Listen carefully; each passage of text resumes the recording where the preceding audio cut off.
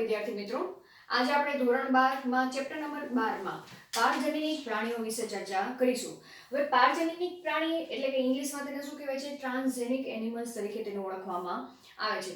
હવે આગળના લેક્ચરમાં પણ આપણે ચર્ચા કરી ગયા છે કે પારજનીક પ્રાણી એટલે કેવા પ્રાણીઓ કે જેના જે જનીન દ્રવ્ય છે એ જનીન દ્રવ્યમાં કોઈ બાહ્ય ડીએનએ ઉમેરી દેવામાં આવે, બરાબર, અને તે જ્યારે આનુવંશિક રીતે વ્યક્ત થાય ત્યારે તે જનીનને પારજનીક જનીન કહેવાય છે અને તે પ્રાણીઓને પારજનીક પ્રાણીઓ તરીકે ઓળખવામાં આવે છે, બરાબર. તો આપણે એની જો આ રીતે પણ તમે તમારી શબ્દોમાં વ્યાખ્યાયિત પારજનીક પ્રાણીઓને વ્યાખ્યાયિત કરી શકો.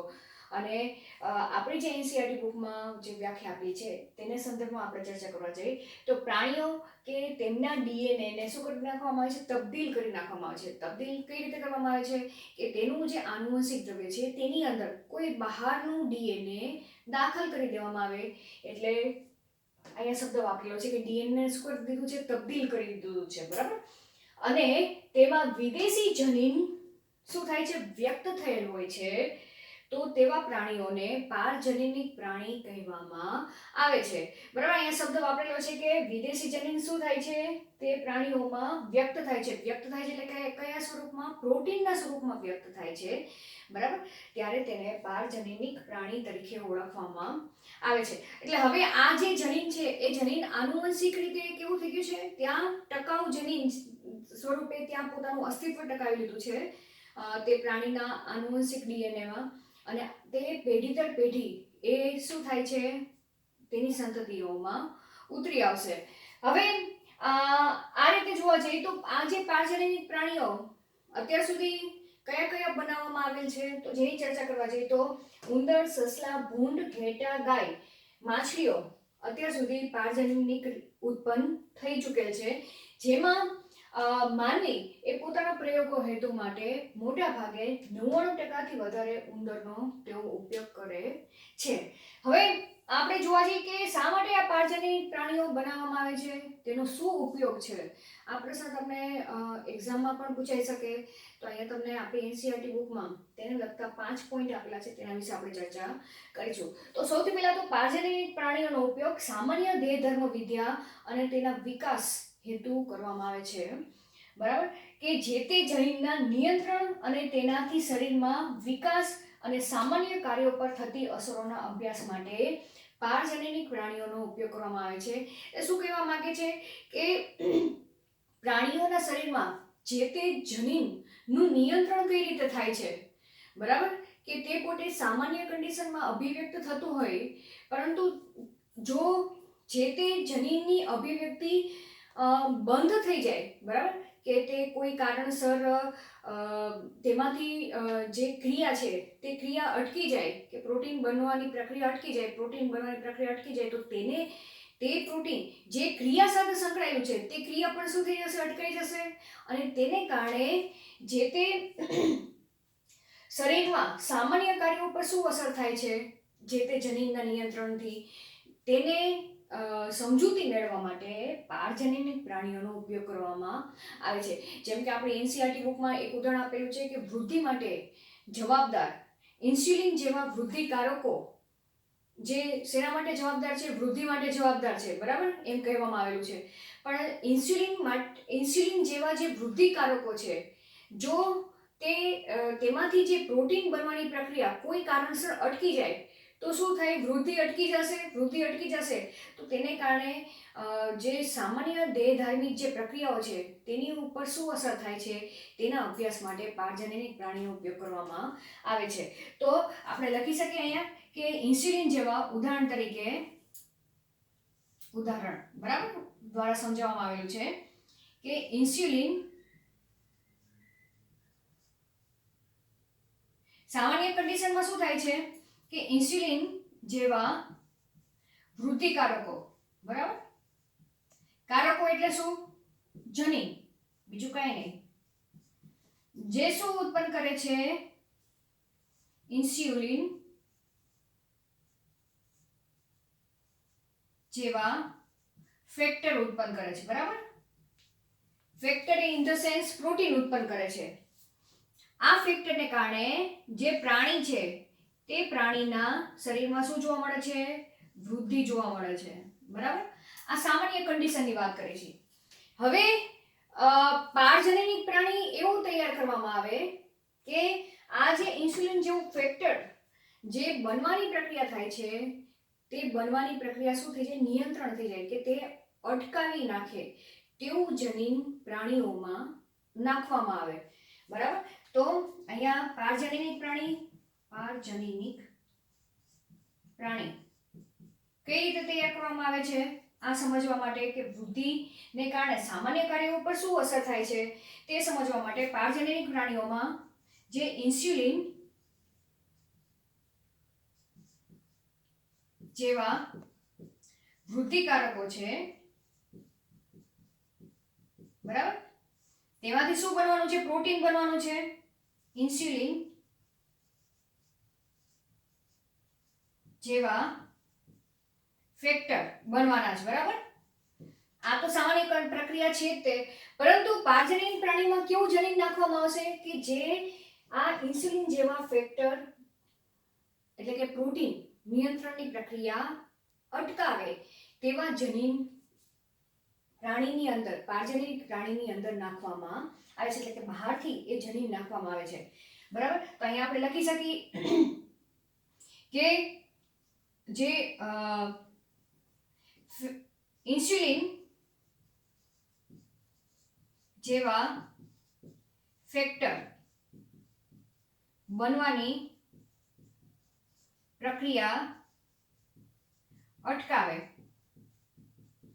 તેવા જનીન નાખવામાં આવે. બરાબર, આની અંદર તો શું થશે? આ ફેક્ટર બનશે નહીં. આ ફેક્ટર નહીં બને તો જે પ્રાણી છે તે પ્રાણીની વૃદ્ધિ કેવી થઈ જશે? અટકી જશે. બરાબર, કારણ કે આ ફેક્ટર હશે તો જ તે વૃદ્ધિ થશે. એ આપણને આના ઉપરથી ખ્યાલ છે. ખ્યાલ આવી ગયો? તો હવે આ વૃદ્ધિ અટકી જશે, જેને કારણે જે શરીરના વિકાસ અને સામાન્ય કાર્યો ઉપર થતી અસર જાણી શકીએ. બરાબર, તો વૃદ્ધિ અટકી જશે, જેનાથી શું થાય? સામાન્ય કાર્યો પર થતી અસર સમજી શકી. બરાબર, સમજી શકી. તો આવું એક ઉદાહરણ આપણી એનસીઈઆરટી બુકમાં આપેલું છે. ખ્યાલ આવી ગયો કે કોઈ ફેક્ટર કે કોઈ પ્રોટીન જે પ્રક્રિયામાં ઇન્વોલ્વ છે તે પ્રોટીનનું શું મહત્વ છે?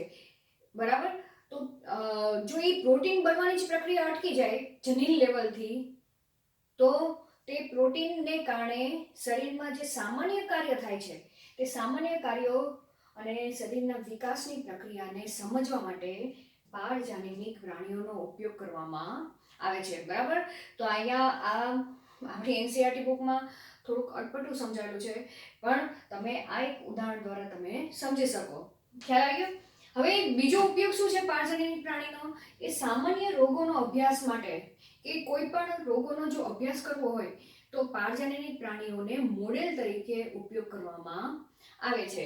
બરાબર, તો અહીંયા શું કહે છે કે પારજનનિક પ્રાણીઓ માનવ રોગોને સમજવા તેમજ રોગોની નવી સારવાર શોધવા માટે, બરાબર, કે રોગો થયો છે તો તેની સારવાર શોધવા માટે જે રોગ થયા છે તો તે રોગની આખી પ્રક્રિયા શું છે તે પ્રક્રિયા સમજવા માટે પારજનનિક પ્રાણીનો ઉપયોગ કરવામાં આવે છે. માનો કે ફોર એક્ઝામ્પલ કેન્સર થયું છે, તો કેન્સર થયું છે તો તેમાં કયા પ્રોટીનની ખામીને હિસાબે કેન્સર થયું છે? બરાબર, કયા જનીનમાં વિકૃતિ સર્જાણી છે? વિકૃતિ સર્જાણી છે તો કયું પ્રોટીન નથી બનેલું? કયું પ્રોટીન નથી બનેલું જેને કારણે જે કેન્સરની પ્રક્રિયા, કેન્સર થયું છે તે આખી જે મિકેનિઝમ સમજવા માટે પારજનનિક પ્રાણીનો ઉપયોગ કરવામાં આવે છે. તો હાલના સમયમાં કયા કયા રોગો માટે પારજનનિક મોડેલ અસ્તિત્વમાં આવેલા છે? એક તો કેન્સર માટે, સિસ્ટિક ફાઇબ્રોસિસ માટે, સંધિવા માટે, અલ્ઝાઇમર રોગ માટે પારજનનિક મોડેલ અસ્તિત્વમાં આવ્યા છે. એવી જ રીતના ત્રીજો ઉપયોગ છે પારજનનિક પ્રાણીનો, જેમ કે જૈવિક નિપજો મેળવવા માટે પારજનીનિક પ્રાણીનો ઉપયોગ કરવામાં આવે છે. ખાસ શેના સંદર્ભમાં કહે છે કે કોઈ રોગોના નિદાન માટે બરાબર પ્રોટીનની જરૂર પડે છે, બરાબર, તો તે પ્રોટીન આપણે જો બાયોટેકનોલોજી પદ્ધતિ દ્વારા મેળવવા જઈએ, બાયોટેકનોલોજી પદ્ધતિના સિદ્ધાંતો તમને ખ્યાલ છે, બરાબર, કયા કયા સિદ્ધાંતો છે કે પહેલા કોઈ ઈચ્છિત ડીએનએનો ટુકડો લો, તેને વાહકમાં નાખો, વાહકમાં નાખ્યા બાદ તેને પછી યજમાનમાં નાખો, યજમાનની ચકાસણી કરો, ત્યારબાદ તેને મોટા પાયે જૈવ ભઠ્ઠીમાં તેને ગ્રો કરો અને તેમાંથી તમે નિપજ મેળવો અને પછી તેનો ઉપયોગ ચિકિત્સા હેતુ માટે કરો. પરંતુ આખી જે પ્રક્રિયા તમે જે જોવા જાવ છો એ ખૂબ જ લાંબી પ્રોસેસ થઈ જાય. તો એની જગ્યાએ આજે પારજનીનિક પ્રાણીઓનો જો ઉપયોગ કરવામાં આવે તો ડાયરેક્ટ જે તે પ્રોટીન માટે જવાબદાર જનીન છે એ જનીન પારજનીનિક પ્રાણીમાં નાખી દેવામાં આવે અને પછી તેમાંથી જે પ્રોડક્ટ મળે છે તે પ્રોડક્ટ મેળવવામાં આવે, બરાબર. તો શું કહે છે કે પારજનીનિક પ્રાણીઓ દ્વારા ઉત્પન્ન થતા પ્રોટીન ચિકિત્સા અને ઔષધ સંબંધી ઉપયોગિતા માટે ખૂબ જ મહત્વના છે. ઉદાહરણ તરીકે આપણી એનસીઈઆરટી બુકમાં 3 ઉદાહરણ આપેલા છે. જેમ કે સૌપ્રથમ 1977માં પ્રથમ પારજનીનિક ગાય તૈયાર કરવામાં આવી, જેને રોઝી ગાય તરીકે ઓળખવામાં આવે છે, જેમાં માનવ પ્રોટીન સભર દૂધ ઉત્પન્ન કરવામાં આવ્યું. કોની અંદર? રોઝી ગાયની અંદર, કે જે 1 લીટરમાં 2.4 ગ્રામ જેટલું પ્રોટીનની હાજરી તેના દૂધમાં જોવા મળી, જેમાં આલ્ફા લેક્ટાલ્બ્યુમિન નું પ્રમાણ ખૂબ જ વધુ જોવા મળ્યું, બરાબર, જેને કારણે જે શિશુ માટે જે ગાયનું જે કુદરતી દૂધ કરતાં પણ આ જે રોઝી ગાયનું દૂધ એ પોષણયુક્ત માનવામાં આવ્યું, બરાબર. તો આ એક ખાસ તમને એમસીક્યુમાં પૂછી શકે. એવી જ રીતના બીજું એક ઉદાહરણ આપવામાં આવ્યું છે કે જૈવિક નિપજો મેળવવામાં એક પીકેયુની સારવાર માટે, બરાબર, શેની સારવાર માટે? પીકેયુ, બરાબર. અહીંયા હું તમને તેના બીજું ઉદાહરણ લખું છું. પીકેયુ એટલે ફિનાઇલ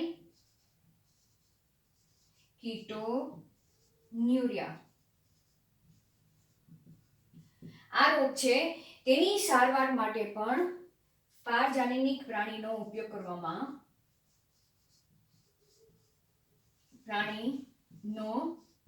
કરવામાં આવે છે. ઉપયોગ કરવામાં આવ્યો, બરાબર. તો અહીંયા આ પહેલું ઉદાહરણ આપણે જોયું, આ બીજું ઉદાહરણ છે. એવી જ રીતના એક ત્રીજા ઉદાહરણ વિશે આપણે ચર્ચા કરવા જઈએ કે આલ્ફા-1 એન્ટીટ્રિપ્સિન, બરાબર, આલ્ફા-1 એન્ટીટ્રિપ્સિન જેનો ઉપયોગ એ એમ્ફીસેમાની સારવાર માટે કરવામાં આવે છે, બરાબર. આ શું છે? પ્રોટીન છે જેનો ઉપયોગ શેના માટે કરવામાં આવે છે? એમ્ફીસેમા ની સારવાર માટે કરવામાં આવે છે, બરાબર.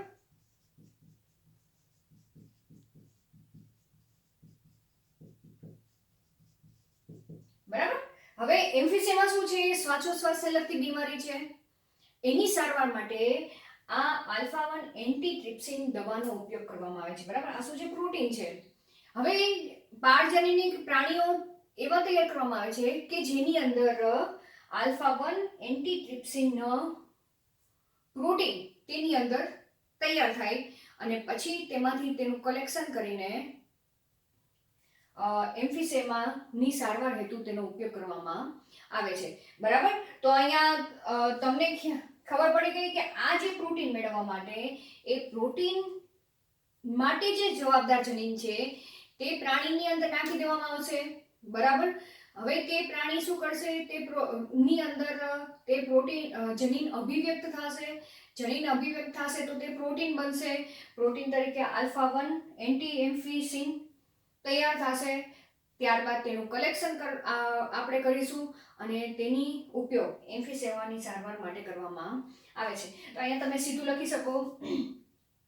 તો પારજનીનિક પ્રાણીનો ઉપયોગ પારજનીનિક પ્રાણીનો ઉપયોગ શેના માટે કરવામાં આવે છે? આલ્ફા 1 એન્ટી ટ્રિપ્સિન જૈવિક નિપજો છે, બરાબર? આ શું છે? જૈવિક નિપજો છે. નિપજ મેળવવા માટે કરવામાં આવે છે.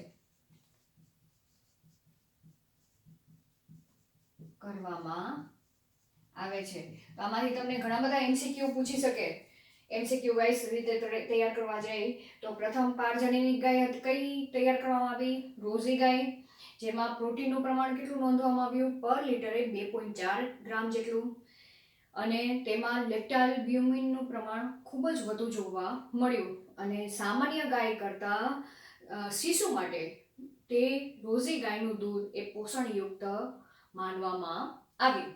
બીજું ઉદાહરણ, પીકેયુની સારવાર માટે, ફિનાઇલકીટોન્યુરિયાની સારવાર માટે પારજનનિક પ્રાણીનો ઉપયોગ કરવામાં આવે છે.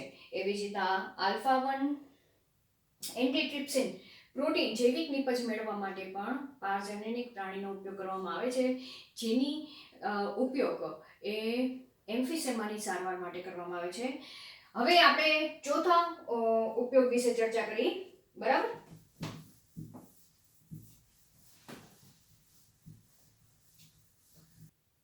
હવે આપણે તેના ચોથા ઉપયોગ વિશે ચર્ચા કરી નાખી કે રસી સુરક્ષા એટલે કે વેક્સિન ટેસ્ટ સેફટી વિશે જો આપણે ચકાસણી કરવી હોય તો પારજનનિક પ્રાણીનો ઉપયોગ કરવામાં આવે છે. હવે તમને ખબર છે કે રસી બની જાય પછી ત્યારબાદ સીધી તેને બજારમાં મૂકવામાં આવતી નથી, પરંતુ સૌપ્રથમ તેને પ્રાણીઓ ઉપર ટેસ્ટિંગ કરવામાં આવે છે, બરાબર? કે રસી એ સક્સેસફુલ છે કે નહીં, કે રસીમાં જે ડાયરેક્ટ કાં તો એન્ટીજન નાખવામાં આવે છે કે જેને કારણે આપણા શરીરની ઇમ્યુન સિસ્ટમ એ સક્રિય થાય છે અને તે એન્ટીજન રસીના સ્વરૂપમાં જે દાખલ કરેલા છે શરીરમાં તેની પ્રત્યે તે પ્રતિકારકતા આપણા શરીરમાં ઉત્પન્ન થાય છે, બરાબર? તો હવે ડાયરેક્ટ બજારમાં તેને ઇન ધ સેન્સ શું કહેવા માંગે છે કે રસી જે બની ગયા બાદ તેને બજારમાં મૂકવામાં આવતી નથી, પરંતુ પ્રાણીઓ ની અંદર પહેલાં તો તેનું ટેસ્ટિંગ કરવામાં આવે છે કે તેની સેફટી કેટલી છે વેક્સિનની,